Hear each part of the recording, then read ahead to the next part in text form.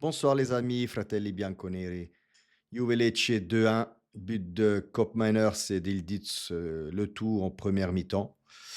Match très agréable à regarder, complètement en gestion de la part de la Juve jus- jusqu'à la 60-65e minute, pardon, où là ça fait quand même 3 matchs de suite où on voit et on le voit clairement que la Juve n'a pas les joueurs n'ont pas les 90 minutes, dans les jambes.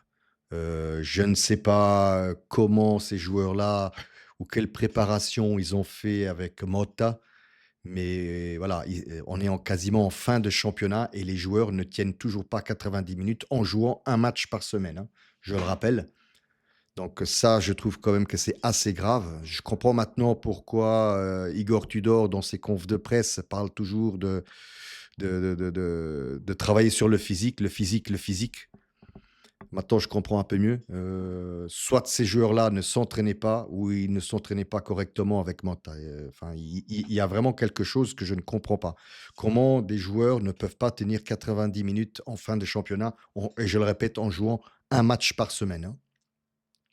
Donc sinon, pour le match, but de Co Miners, très beau match, très beau but de Kopp et puis de Ildiz sur un jeu complètement vertical. Donc c'est pour ça que je dis c'est agréable de voir ça, que les joueurs s'entendent entre eux et voilà, ils se trouvent surtout dans le rectangle de jeu.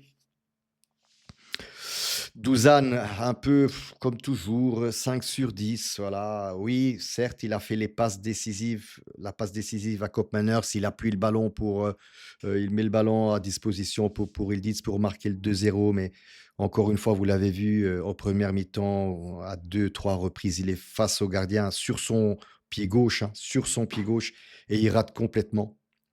Et puis sur d'autres phases de jeu, il rate des appuis de balle, des passes assez simples à 2-3 mètres.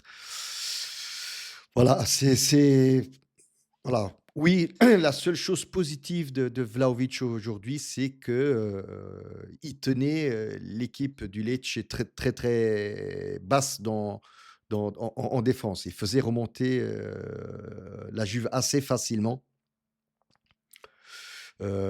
Par contre, ce que Colo n'a pas fait du tout, hein, d'ailleurs Colo ne m'a pas plu, mais pas plu du tout, ce soir. Même les 3 changements en fait, ne m'ont pas plu, mais pas dans le sens que alors Colo ne m'a pas plu dans le jeu. Pour moi, il n'a rien montré, il n'a rien fait et on a même perdu cette profondeur, les dernières 15-20 minutes que Vlahovic apportait, cette profondeur qu'on avait avec Vlahovic. Mais ce que je n'ai pas compris, c'est surtout, Weah à gauche et Cambiaso à droite. Alors là, j'ai pas vraiment compris ce que Tudor avait, préparé ou, comme système de jeu.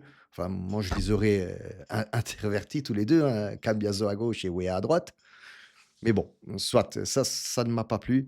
Et puis encore une fois, on prend un but, à la 85e minute sur coup de pied arrêté, comme la même chose qui s'est passée face à Rome.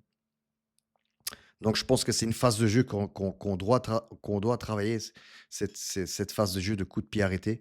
Alors oui, très beau but de Baschirotto qui met une tête, oui, il met le ballon là où Di Gregorio ne peut pas arriver, poteau rentrant, clairement. Et puis là, ouais, on a souffert ces 7-8 dernières minutes. Là, j'avais des vieux souvenirs qui revenaient. Je me suis dit: «C'est pas possible, c'est pas possible». Mais bon, ce coup-ci, ça a tenu.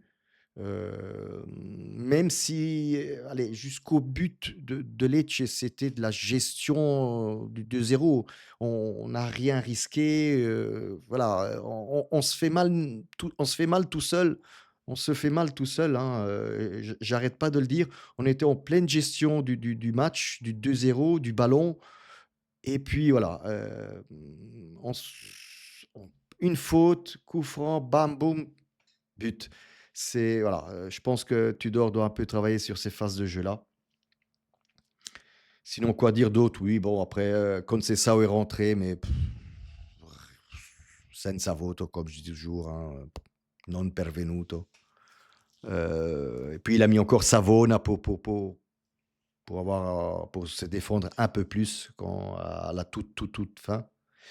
Mais sinon, voilà, le plus important, et comme je l'ai dit dans mes vidéos précédentes, c'était les 3 points.